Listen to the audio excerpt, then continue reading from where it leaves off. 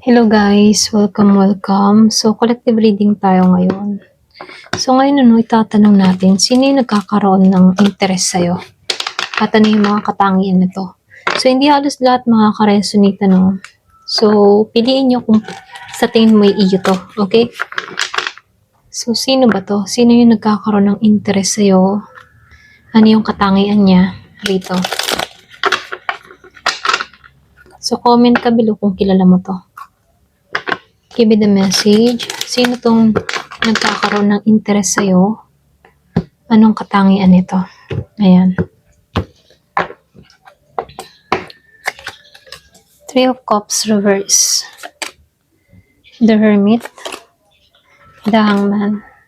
Two of Wands reverse. The Devil reverse. Queen of Wands reverse. Ten of Wands uprights. The Knight reverse.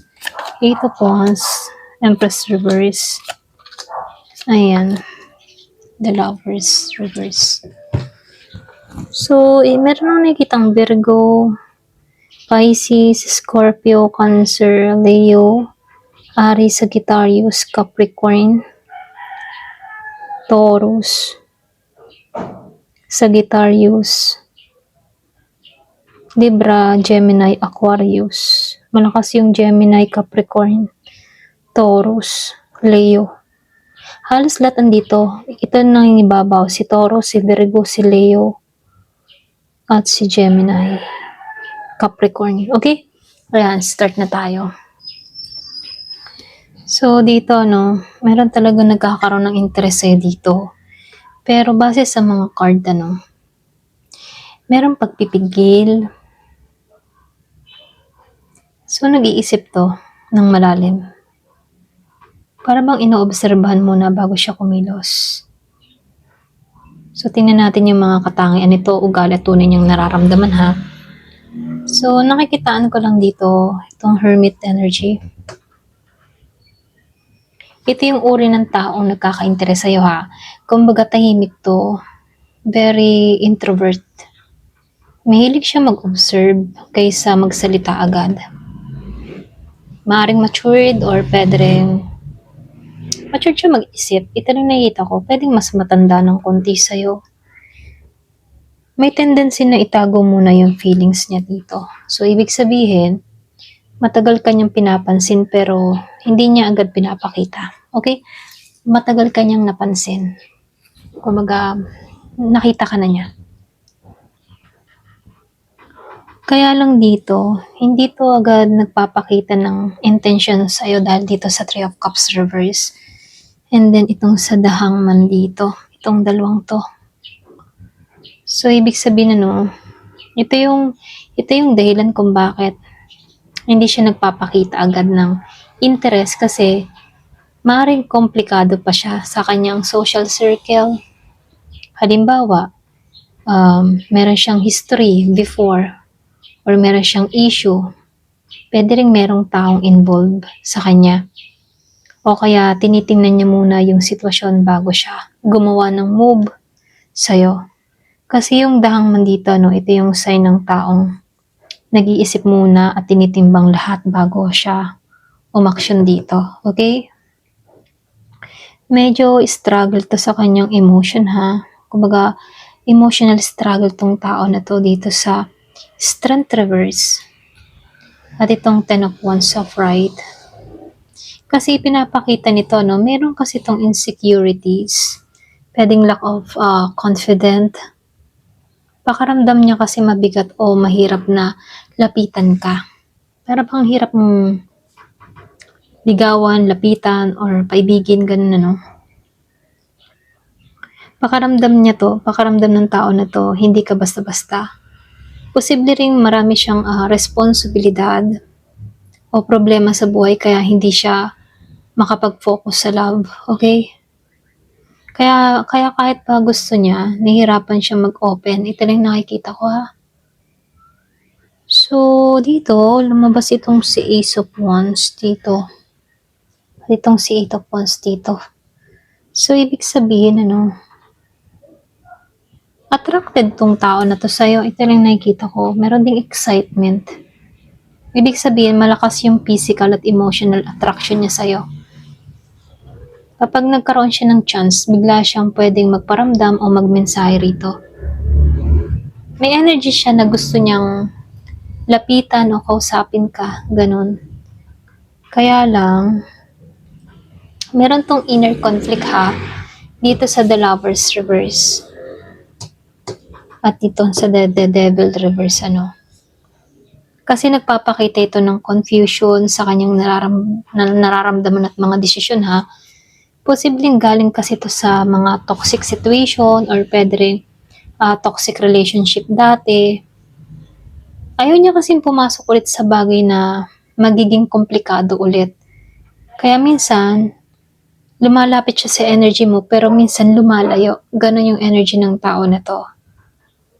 So, nakikita ko lang din dito, no?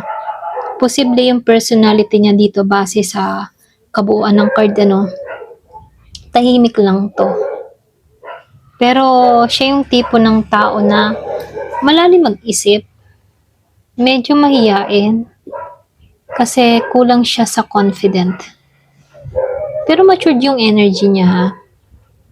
Meron lang nga lang siyang mga, alam mo yun, pinagdadaanan o responsibilidad sa buhay. Talagang strong attraction siya sa'yo pero pinipigilan niya. Ganon. So, nakikita ko dito, itong tao nagkakagusto sa'yo pero hindi pa handang ipakita agad, ano. Mas pinipili niya munang obserbahan ka muna at hintayin yung tamang timing. Okay? So, tingnan naman natin, kilala mo ba to? Or bagong tao ba to? Okay? So, ngayon, titingnan natin, kilala mo ba to? Or bagong person to? Give it a message. Kilala mo ba to? O bagong person to?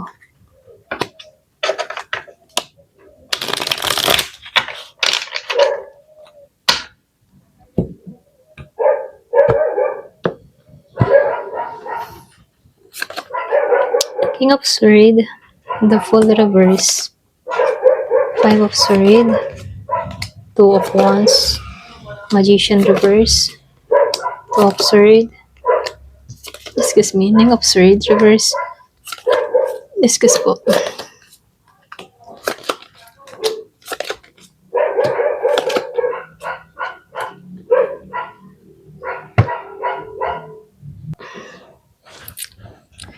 So, dito, no, base sa mga card, mas malakas talaga yung kilala mo na to, ha?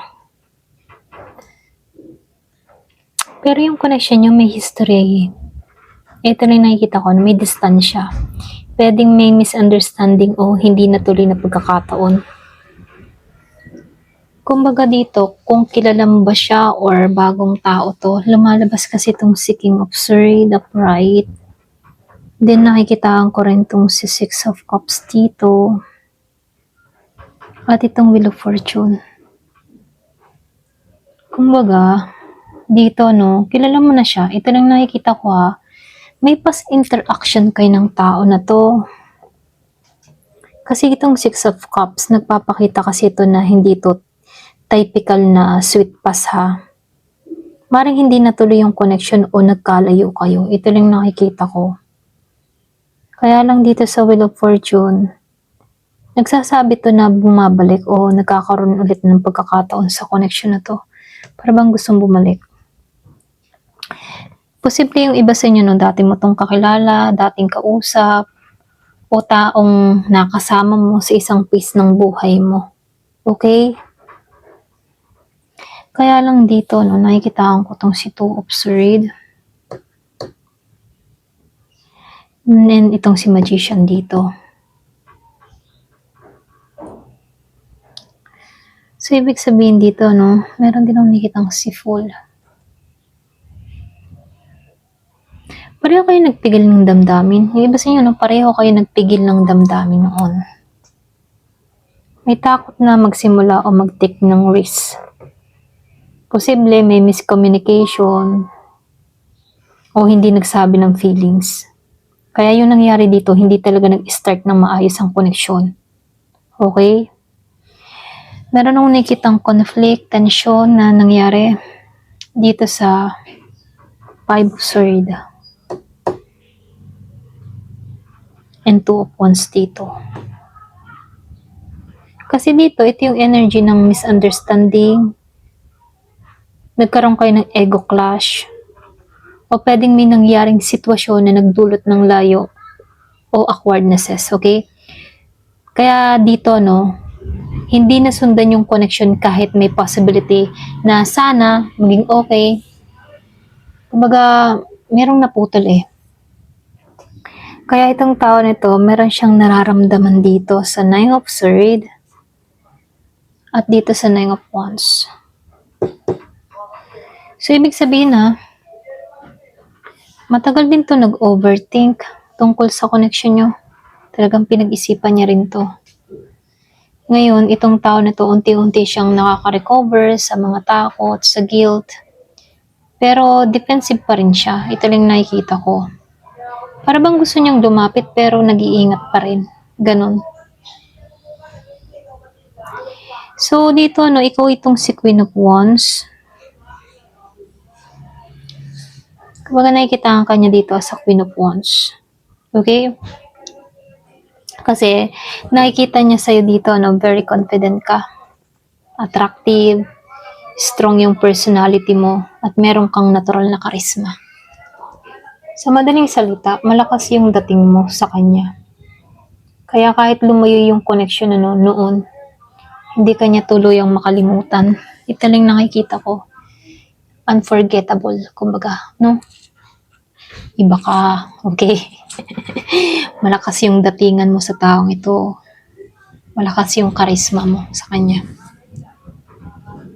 Kaya lang dito, hindi siya gumagawa ng malinaw na muba kasi itong si Ace of Pentacles reverse at itong si Six of Pentacles reverse, ito yung nagpakita. Okay, ito yung nagpapakita dito na pakaramdam niya, hindi pantay yung sitwasyon ninyo, ganun. Pwedeng meron siyang takot na baka hindi siya tanggapin or hindi mag-work. Kaya minsan pinipili na lang niyang manahimik kaysa mag-take ng risk ulit, okay? So, nakikitaan ko lang dito, no, itong taong nagkakaroon ng interest sa'yo, malamang kilala mo na to or pwedeng meron kayong past connection. Ito, okay? Hindi ito ganap na bagong tao. Ito lang nakikita ko. Pero yung connection ninyo, meron kayong history ng misunderstanding o hindi natuloy na pagkakataon. Merong, alam mo yun, merong ditong feelings na hindi nasabi noon. At ngayon, parang umiikot ulit yung destiny dito sa Double of Fortune para mag-cross ulit yung landas ninyo. Pasensya na utala ko, no? Ang problema nga lang ay pareho kayong nagiging maingat na eh. Kaya mabagal yung galaw ng energy ninyo. Okay? Ito lang nakikita ko.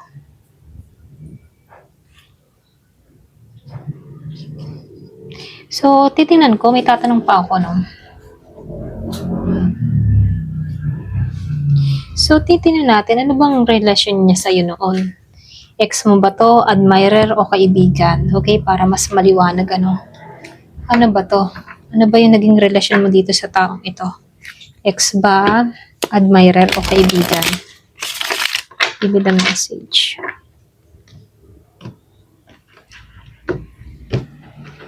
Kuha na lang ako ng ito, bubuin ko na lang tong pamala dito. Sige, lahatin na natin para mas maliwanag. Okay. Oh. So, dito, no, yung energy nyo dito, nakikita ko dito, noon ha, nagpapakita ito ng hindi pa ganap na romantika. Pero meron akong nakikitang potential at merong special na connection sa inyong dalawa. Para bang nasa pag-itan kayo ng friendship, admiration, at possibility ng seryosong relasyon, ano? So, nakikitaan ko lang dito sa Seven of Cups. At itong si Queen of Pentacles dito. So, ibig sabihin nung una, nakikita ka ng tao na to bilang maayos, stable, at maaasahang tao. Kumbaga, hindi kanya tinitingnan bilang option lang, ano, seryoso yung tingin niya sa'yo. Kasi dito, si Queen of Pentacles dito, no, kadalasan tingin ng isang tao dito, ideal partner or pwede ring taong pang long term. Ganon kanya tingnan. Kaya lang dito, yung totoong dynamic na nangyari sa relasyon nyo noon, itong si Three of Wands, at itong si The Hermit, ano. Kasi, meron akong nakikitang distansya, okay? Hindi kayo palaging magkasama. Pwedeng meron long distance, ganyan, yung energy ninyo. Isa sa inyo, no, malamang siya, mas tahimik at nag-o-observe lang. Ito lang nakikita ko. So, ibig sabihin, hindi naging lantad yung kanyang nararamdaman kahit may attraction sa'yo. Kaya lang meron lang ako nakikita dito sa Seven of Swords, ano. Meron tong mga bagay na hindi nasabi sa'yo noon. Okay? Para bang may natago.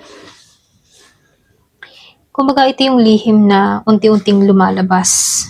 Guilt. Posible noon, meron siyang feelings, hindi niya lang inamin.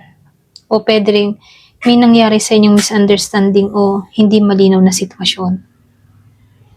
Meron sana kayong potential na sa pagdating sa seryosong relasyon dito. Kasi lumabas si Ace of Pentacles. At itong si Hierophant dito. Ito yung dalawang card na malakas para sa long-term commitment. So, ibig sabihin, may pagkakataon sana na maging stable at seryoso yung relasyon nyo, no? Posible, nakita ka niya na pang long-term partner, yung energy mo, ganyan.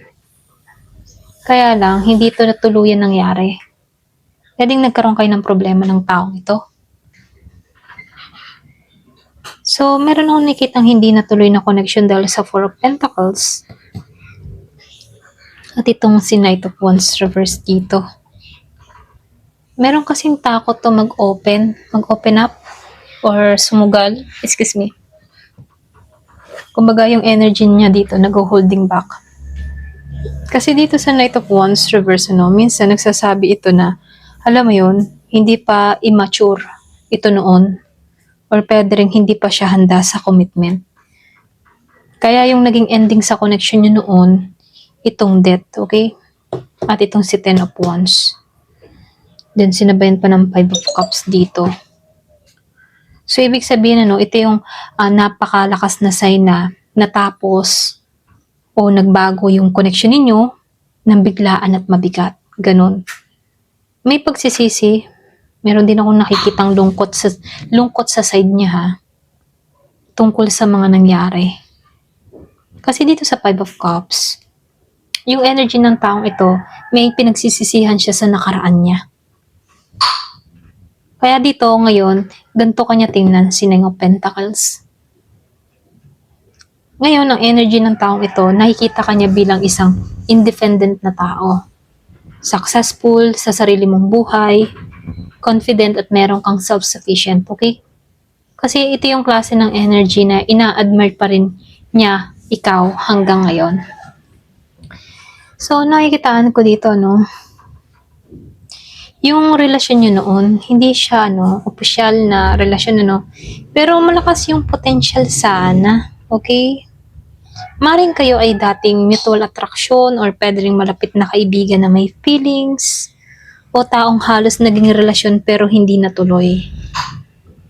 Base sa mga card kasi dito, may bahagi sa kanya na may pagsisisi sa mga nangyari noon. Ayan. Ito lang nakikita ko. Ayan. Hanggang dito na lamang po. Thank you for watching. Love and peace.